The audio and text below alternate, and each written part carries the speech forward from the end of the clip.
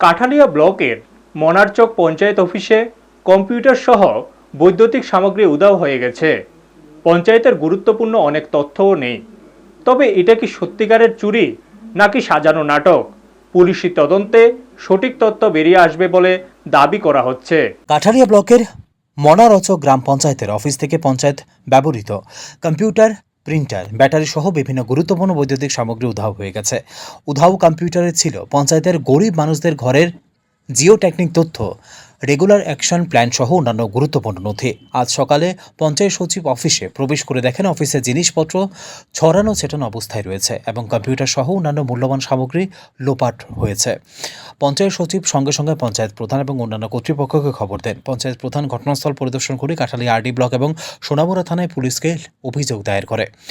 Block আধিকারিকও ঘটনাস্থল পরিদর্শন করে। পঞ্চায়েত প্রধান জানান, এই ঘটনার ফলে সাধারণ মানুষকে বড় ধরনের সমস্যার মুখোমুখি হতে হবে। প্রায় 4 থেকে 5 লক্ষ টাকার জিনিসপত্র উধাও হয়েছে। তবে শুধু সেই কম্পিউটারগুলোই চুরি হয়েছে, অন্যান্য সামগ্রী অক্ষত রয়েছে। এই ঘটনার পর জনমনে প্রশ্ন জেগেছে, আদৌ কি কম্পিউটারগুলো চুরি হয়েছে নাকি এর পেছনে অন্য কোনো রহস্য লুকিয়ে রয়েছে? কেউ কি তথ্য লোপাটের উদ্দেশ্যে চুরির নাটক সাজিয়েছে কিনা তা আগামী পুলিশের তদন্তে স্পষ্ট হবে বলে জানা গেছে। ব্যুরো রিপোর্ট, নিউজ তৎকাল 24। মনারচক পঞ্চায়েত, কাঠালিয়া আরডি ব্লক অন্তর্গত। গতকাল রাত্রে মানে যে কোনো সময়ে পিছনের দরজায়